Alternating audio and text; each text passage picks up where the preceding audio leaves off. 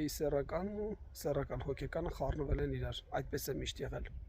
Սրանք եկած չեկած աթոռին միայն զբաղված են նման հարցերով, դավաճանությունը մի կողմից, մյուս կողմից նաև իրենց պրիմիտիվ վարքը։ Մոռացել են, թե ինչպես սոցիալնախարար նշանակված սայլակի վրա նստած մի կին ասում էր, որ ես ուզում եմ բավարարվել։ Սրանք միայն խոսում են սեռական բավարարվածության մասին, ինչպես նաև բավարարել թշնամուն։ Մոռացել են, թե ինչպես էր հայտնվել 2018 թվականին համացանցում Ալեն Սիմոնյանի սեռական տեսանյութերը, եւ ահա նրանք որոշել են թիրախ դարձնել ինչ-որ հոգևորականի, եւ բնականաբար հասկանալի է, որ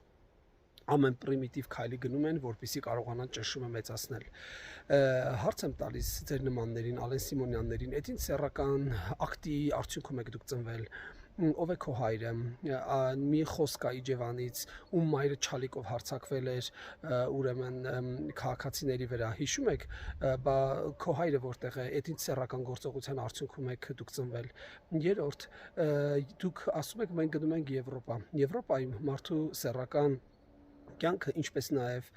հոգևոր կյանքը ոչ մեկ իրավունք չունի մտնելու։ Դա այն տիրույթն է, որը պատկանում է միայն անձին։ Եվ եթե ինչ-որ մեկը փորձում է նման հարցերում շանտաժ անել կամ ճնշում գործադրել, ապա նրանք դատապարտվում են։ Դուք բացահայտ դիմում եք շանտաժի եւ դեռ խոսում եք սրա նրա կամ վարքից։ Մի հարցնող լինի, ղռռերի կատուտ որտեղ է։ Դուք զուգընկերուհի եք, այդ ինչերով եք զբաղված եղել։ Նույնիսկ իրավունք չունեք խոսելու ինչ-որ մեկից կամ խոսել բարոյականությունից, եւ դուք ամենաանբարոյականն եք։ Երբ Արցախ մտած Թուրքին դուք ծափ եք տալիս, երբ հայ զինվորին մորթող Վարդենիսում եւ ջերմուկում հայ կանանց սպանածներին դուք գնում եք եւ շնորհավորում եք եւ ծափ եք տալիս եւ ասում եք եք ձեր հետ պատրաստ եք ուրեմն խաղաղ ապրելու։